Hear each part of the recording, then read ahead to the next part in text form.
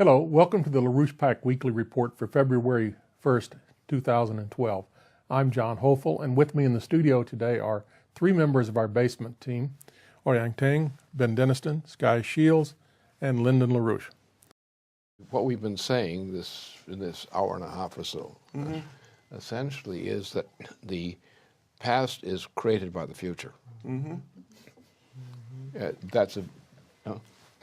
Because the point, when you look at the way evolution is determined, the process of evolution is determined, it's always determined from the top down. The idea precedes the discovery. This is something which I'm going to deal with on other occasions much more rigorously. But that's the way it is. What creativity is, it comes from the organization of a system which organizes from the top down. The idea organizes the process. That's a crude way of putting it, but it does explain to us what the problem is, that the potential for development defines development. And this, the idea of a creator, a religious notion of a creator, is based on that you don't have individual little things crawling around. What you have is you have a massive process called the universe, and you have sub-universal processes, which are always located not in time as time is defined, but located in, well, Laplace would have a terrible time with it, but rather in the future is actually embedded within us. And it's the creativity of mankind which makes this a question of consciousness. We can be conscious of the future. Other forms of life, like animals, are not really conscious of the future. They're motivated somewhat in that direction, but they never actually create. They do innovate. They express an innovation. You can, if you influence the animal, if you can train it, the animal will actually acquire behavioral characteristics which resemble human characteristics. But the animal has not got human characteristics. You, by association with the animal, have induced a human-like characteristic of future orientation, which no other species has. But the whole system itself, at the same time, is organized around future orientation. In order for that single animal to actually do something that might look creative, it actually has to die. In order to get the new creature, the new evolution, the old animal vanishes. Or species, a type of species, yes. But the point is, since the system is a system, the system is disposed to self-improvement. And so everything in the system is absorbed by this self-improvement. So instead of looking at progress as pushed, think of progress as pulled. And pushing is down, and pulling is up. And then you get the real fraud of all of these monetarists who try to argue that, oh, well, you should not plan economies. You should allow the markets to handle it. You should allow free trade to handle things. That's a swindle. That's an absolute it's lie that people believe in. It doesn't work. Look, I've been forecasting professionally, actually doing in performance in 1956 is when I did my first forecast. And I was unique, and I was the only one who made that forecast. And it hit exactly on the time I said it would. Ever since that time, all forecasts made by my so-called rivals have failed. And I've always succeeded. Now, admittedly, I've made only a few forecasts, about a couple dozen, that's all. But I only made them when I knew what I was doing, which meant that I did not always have the opportunity to know what I should be doing. But every forecast I've made has worked, exactly in the terms I did it. The problem is we get people who think in terms of a money profit driver, and they don't realize that money itself is a faker. The reason why forecasting fails is because people believe in money or believe in a monetary system. That's why they fail. Because actually wealth is developed not by money. Wealth is developed by productivity, by creativity, by the application and realization of creativity, whether postponed creativity or some other form of creativity. Wealth, in the sense we define wealth, we define wealth sometimes with animals, but we influence animals. Most of the animals of the planet exist only because man has maintained them as living forms. We raise cattle. We do all these kinds of things. We cause it. And so mankind has creativity, but what creativity is an apperception of the future potentiality. which means it takes the form of the discovery of principles. and you find a typical forecaster is intrinsically incompetent. I mean, I've been doing this for decades, and everyone I've been up against, until the opposite side, has always been wrong. So why do they stick to the system? Because they believe committed to something. But what does it mean they defeat? What does these bankruptcies mean?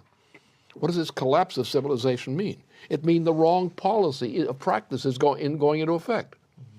Things are getting worse, much worse. Since Jack Kennedy was killed, the actual trend in the U.S. economy physically has been down.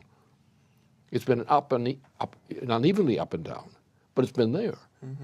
We have become worse and worse and worse in terms of our economic prospects since Jack Kennedy was killed, and especially since his brother was killed, because if Bobby had lived, he would have been president.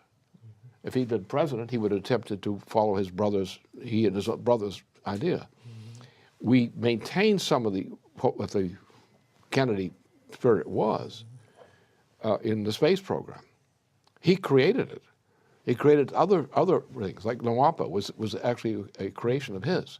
So we had these programs which represented forward movement of civilization, especially in the United States. These were effectively killed by what? By long wars. 10 years in Indochina, long wars. Russia got a long war, a few long wars. Others got long wars. We're getting long wars again, long wars in the Middle East. They're headed for a real killer warfare, global thermonuclear warfare, which is on our table right now. So we can learn something from this if we just look at this way, that the universe is characterized by creativity. Creativity comes first. The universe is always going higher and higher energy flux density. That's its direction. That occurs as creativity. But we are moved by creativity. Plants, everything is moved by creativity, of some sort of manifestation of creativity. Mankind's willful creativity is crucial for civilization. And that's what's being suppressed now. And the other side of this is fear. It's fear of the opposition that does not want creativity. Why does the Democratic Party given up on trying to get rid of this bum, this Obama? They've given up on this thing. If the Democratic Party carries out its policy in the next months, the policy it has recently adopted for purposes of the election campaign, the United States is finished. If the Democratic Party policy right now is carried forward, the United States will be finished this year. And those who are controlling the Democratic Party, who are leading it, even people who I know, who are intrinsically would be good people, are making that mistake out of fear, because they're afraid of taking on the British and taking on Obama. So, and you have the Republican Party, the leadership there, Mitt Romney, was a disaster for the United States, an absolute disaster, unbelievable. He's a real monster.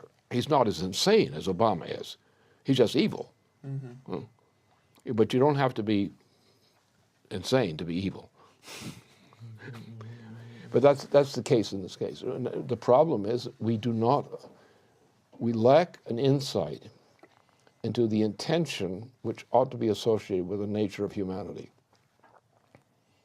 And we see it in terms of this study, which what we're doing here today is merely touching the surface on this whole question.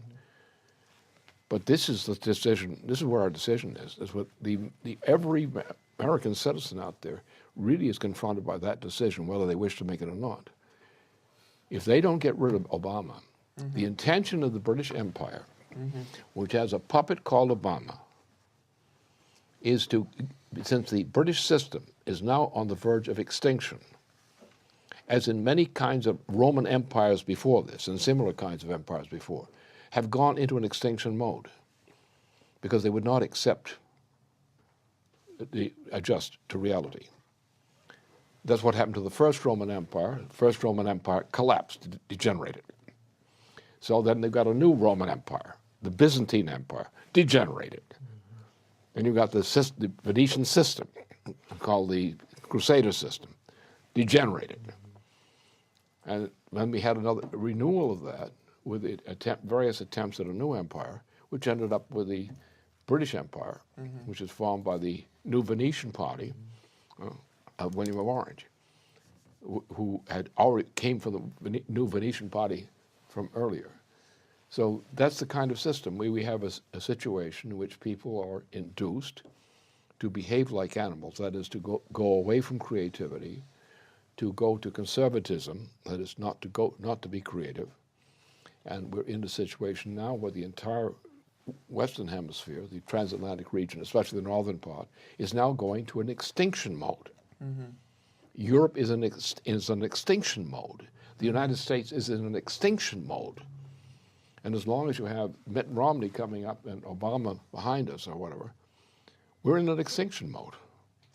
And the question is, how many people in the United States have both the brains and the guts to change it?